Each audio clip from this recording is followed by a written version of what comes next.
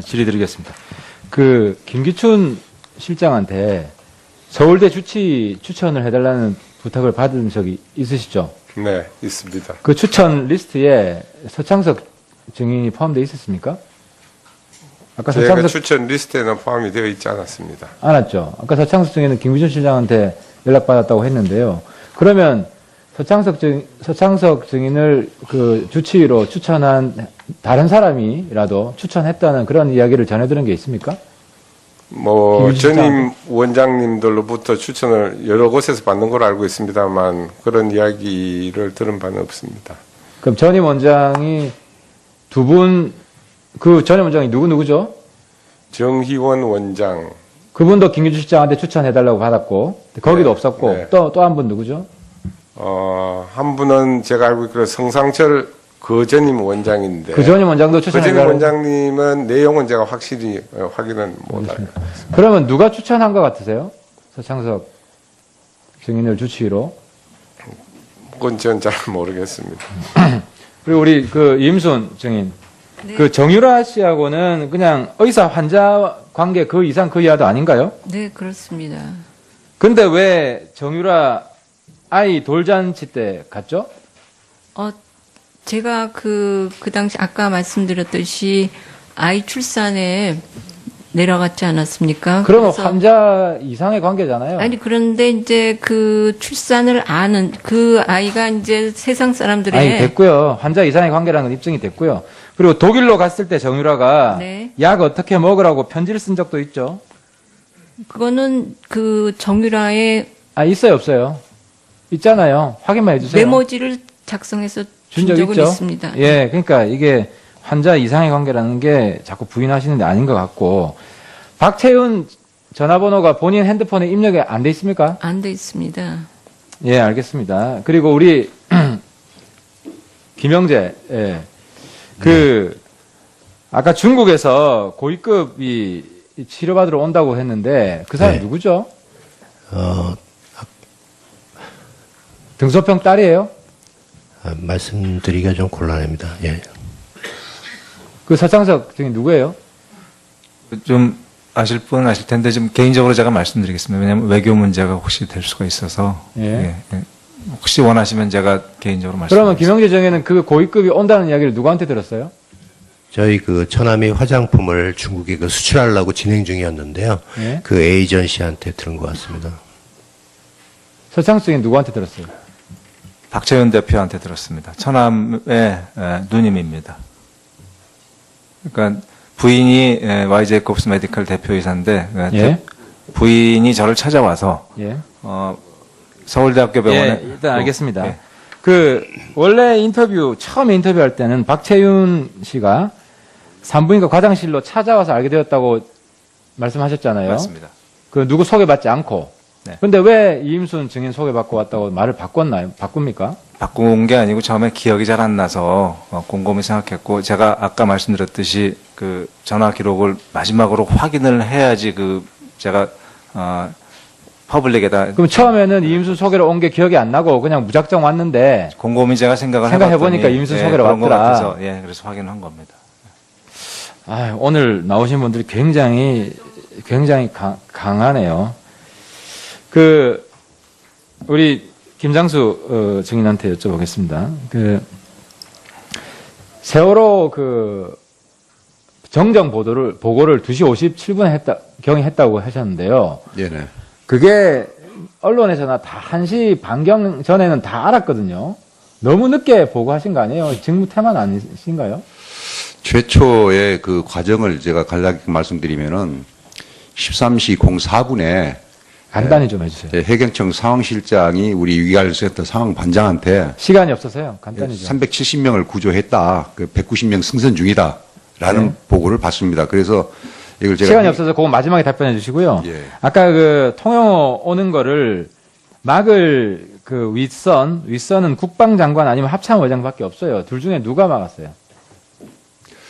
그거는 그 군령권 사항이 아니고 제가 판단하기에 행정입니까? 그러면 예, 국방장관이네요. 군정에 해당되는 사항이기 때문에 국방장관이네요. 총장 아니면은 장관 아니겠느냐. 네, 알겠습니다. 그리고 마지막으로 김영재 증인 본인이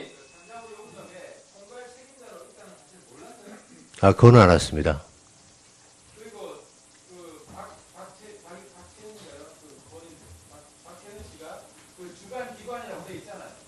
네, 저희 그 Y 제이콥스 메디칼 회사가 되겠습니다.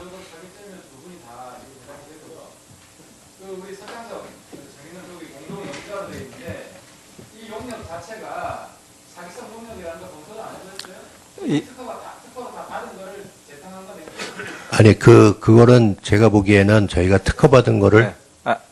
아쉽게도 그걸 제가 확인을 못했습니다. 네. 신경외과. 맞습니다. 예, 하태경 의원님 수고하셨습니다. 다음은 정의당의 윤소화 의원님 신문해 주십시오. 네, 정의당의 윤소화입니다. 먼저 김영재 정의인께 네. 중동 진출과 서울대병원 피부미용센터 관련해서 특혜가 아니라고 자꾸 주장하니까 자료 요청을 드릴게요. 자료 좀 주세요. 이 자료를 여기 8개요. 이것만 제대로 하시면 네. 그 진위 여부는 금방 가려집니다. 네, 알았습니다. 예, 전문위원께서 이것 좀 갖다 주시고요. 김상만 증인, 아까 오전에 처음에 최순실 공황장애 진단서를 발급해 줄 수 있는지 알아봐 달라 요청받은 것이라고 그렇게 이야기했어요. 네. 최순실의 비서라는 전화는 그 사람 이름이 안 뭐라는데 아직도 기억 안 납니까? 그 친구는 항상 안 비서 불렀기 때문에 이름은 모릅니다. 제가 오전에 물어봤는데 알려고 하지도 않았습니까? 알아보려고? 아니, 저는 그러면 저에게 따로 이름하고 그 연락처 이름은 모릅니다. 진짜 안 비서입니다. 그러니까 그 부분들을 네. 주시고요. 최순실이 입고 가는 과정에서 사전에 조율했다는 의혹이 있어요. 김상만 증인이 모른다고 될 일이 아니란 말이에요. 최순실이 증거를 인멸하고 검찰의 수사를 회피하려고 하는 과정에 지금 개입된 거예요. 그냥 모른다고 넘어갈 일이 아니라 이 말입니다. 아니, 불법을 저지른 사람에 대해서 공황장애 진단서를 꺼내줄 수 있냐고 요구했다면 누구인지는 알고 있을 거 아닙니까? 그 부분이. 김상만 증인. 아니 증인. 네. 아니 정확하게 아니, 의사 맞습니까? 맞습니다. 의사가 환자에 대한 직접 진료도 하지 않고 진단서 발급할 수 있다고 생각해요? 아니, 진료 그래서- 없이 진단서 발급하면 의료법 위반이죠. 제가 못한다고 그래서 제가 그래서 아니, 저는 그러니까 그것을 알면서도 그런 부탁을 지금 그래서 그것이 처음에 최순실을 그 진단하거나 진료했던 정신과 선생님한테 했던 기록이 있느냐. 그래서 알아봐 달라고 제가 부탁을 했던 그러니까요. 겁니다. 대리 처방도 당연시하고 진단서 허위 발급도 당연시 하는 생각을 갖고 있는 이게 의사의 자격이 있는 거죠. 전혀 그렇지 않습니다. 전체 의사를 욕되게 하지 마세요. 또 묻겠습니다. JTBC 관련해서 꼭 고발을 하라고는 안 했지만 당시 언론 보도 관련해서 정말 민정수석실과 통한 적 없어요? 그 정확하게 제가 말씀을 드리겠습니다. 제가 그 기사를 보고서 저도 그 황당해서 아까 제가 김영재 원장님 오늘 처음 봤다고 그랬고 두 번째 그걸 처음에서 그 기사를 릴리즈한 거로 알고 있는데 정확하게 어떻게 했냐면 제가 이제 사태가 이렇게 되면서 이 청와대를 지금 잘 못 들어가는 형편이 됐거든요. 그래서 쉽게 하겠어요? 의무실장하고 그 대통령에 관한 건강 문제로 통화를 하다가 제가 이러이러한 상태가 됐습니다. 그랬더니 나는 이렇게 내가 보던 그 차트가 JTBC에서 노출된 것 같다. 이게 의료 의무 기록인데 이게 처음에서 릴리즈를 한 건지 그런 걸 내가 잘 모르겠다. 네. 그렇게 했습니다. 예, 그래서 예.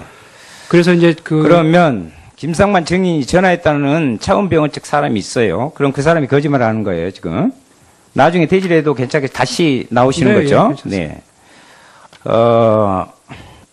공황장애 진단서 문제도 그렇고 제가 이렇게 보면 민정에서 지시를 받은 것이 자문이었기 때문에 아는 사람도 있고 전화를 걸어서 물어봤더니 그런 방법도 있다. 그냥 알려면 불가하다고 했다고 하는데요. 본인이 고발해야 하는 것도 아니 사안에 대해서 지시를 받았든 받지 않았든 박근혜 대통령과 진실을 보호하려고 했던 거 아니냐. 이렇게 의심할 수밖에 없고 지금까지 언론에 나온 김상만 증인의 인터뷰를 쭉 보면 계속 말이 바뀐단 말이에요. 그리고 나중에 물어보면 정확히 착각이었다. 아까와 같이 자필로 해놓고도 언론에 관심이 집중되다 보니 그렇게 적었다. 아까 그렇게 말씀하셨죠. 자필 부분도. 그것은 조사에 대해서 허위로 진술한 거죠. 지금 말씀드린 거가 팩트입니다. 네. 그때는 잘 기억이 차트를 나지 제가 확인을 않았다고 못했기 때문에. 변명하고 늘 이렇게 회피해요. 얘가 이해가 됩니까? 지금 국민들이 이해할 수 있다고 생각하세요?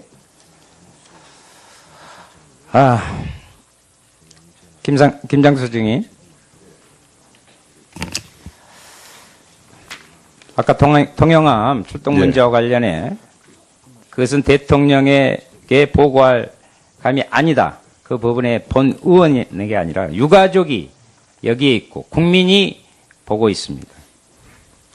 12월 9일 대통령의 탄핵은 이미 오늘 우리가 밝히고자 하는 세월호 2014년 4월 16일부터 시작되었어요. 의원이 아닌 유가족 그리고 국민들께 정중한 사과 하실 생각 없으십니까? 하겠습니다. 사과 한번 해주십시오. 존경하는 하태경 의원님께서 저에게 질의를 하시고 제가 답변하는 과정에서 통행함 지시와 관련해서 감이 아니라는 말이 유족에게 결례가 됐다는 그 윤소아 의원님의 지적에 제가 겸허하게 정말로 겸허하게 받아들이고 또한 있습니다. 또 안보실장이 그 말은 안보실장이 지휘통제 체계상 지시할 수 없다는 표현이 그렇게 되었는데 국민 여러분과 유가족 여러분께서 다시 한번 송구하다는 말씀을 드리면서 좀 마음을 좀 사기시기를 바라겠습니다. 죄송합니다. 예, 윤소아 의원님 수고 많이 하셨습니다. 김장수 정께서는 세월호 정정 보고를 2시 57분에 다시 했죠, 그죠? 그렇습니다. 그 늦은 이유에 대해서 다시 한번 밝혀주시기 바라겠습니다. 조금 좀 시간이 좀 걸리겠습니다.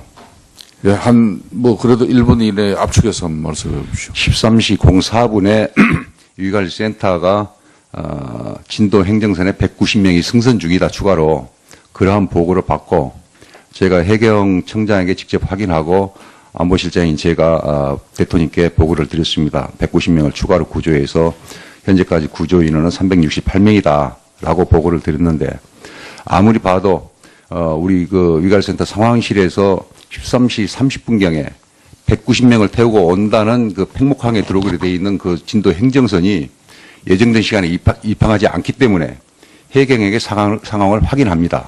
그러니까 14시 23분에 해경으로부터 구조 인원에 착오가 있다라는 최종 보고를 받고 제가 이거를 다시 대통령님께 14시 50분에 보고를 하고 14시 57분에 대통령으로부터 큰 질책을 제가 받게 됩니다. 예, 자, 수고하셨습니다.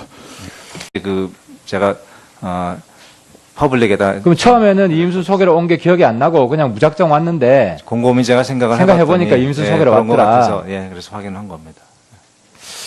오늘 나오신 분들이 굉장히 강하네요. 우리 김장수 증인한테 여쭤보겠습니다. 세월호 정정 보고를 2시 57분에 경위 했다고 하셨는데요. 네네. 그게 언론에서나 다 1시 반경 전에는 다 알았거든요. 너무 늦게 보고하신 거 아니에요? 직무 태만 아니신가요? 최초의 그 과정을 제가 간략히 말씀드리면은 13시 04분에 간단히 좀 해주세요. 해경청 상황실장이 우리 위관리센터 상황반장한테 시간이 없어서요. 간단히 좀. 개인적으로 그러면 김영재 정에는 그 고위급이 온다는 이야기를 누구한테 들었어요? 저희 그 처남이 화장품을 중국에 수출하려고 진행 중이었는데요. 예? 그 에이전시한테 들은 것 같습니다.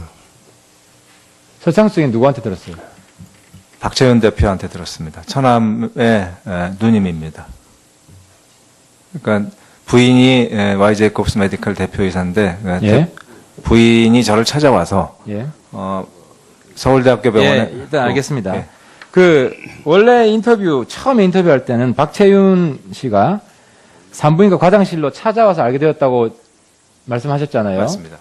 누구 소개받지 않고.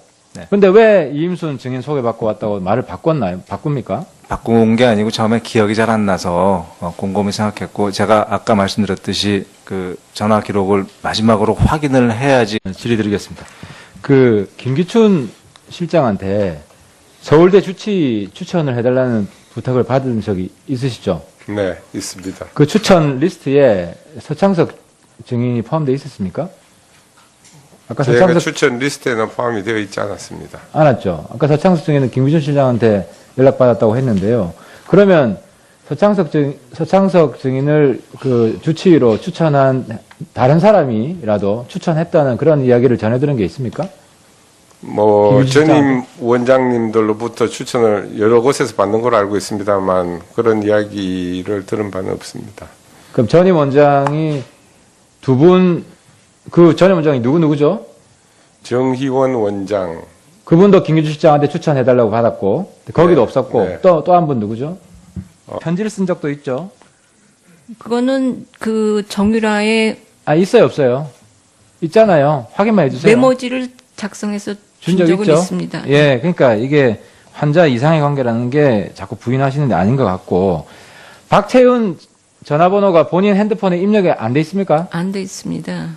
예, 알겠습니다. 그리고 우리 김영재, 예. 아까 중국에서 고위급이 치료받으러 온다고 했는데 그 사람이 네. 누구죠? 어, 등소평 딸이에요? 말씀드리기가 좀 곤란합니다. 예. 그 서창석 증인 누구예요? 좀 아실 분 아실 텐데 좀 개인적으로 제가 말씀드리겠습니다. 왜냐하면 외교 문제가 혹시 될 수가 있어서 예.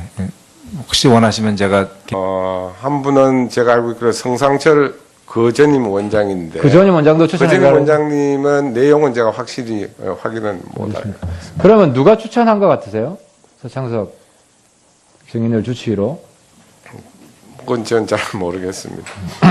그리고 우리 그 임순 증인. 네. 그 정유라 씨하고는 그냥 의사 환자 관계 그 이상 그 이하도 아닌가요? 네, 그렇습니다. 근데 왜 정유라 아이 돌잔치 때 갔죠? 제가 그 당시 아까 말씀드렸듯이 아이 출산에 내려갔지 않았습니까? 그러면 그래서- 환자 이상의 관계잖아요. 아니, 그런데 이제 그 출산을 아는 그 아이가 이제 세상 사람들의 아니, 됐고요. 환자 이상의 관계라는 건 입증이 됐고요. 그리고 독일로 갔을 때 정유라가 네. 약 어떻게 먹으라고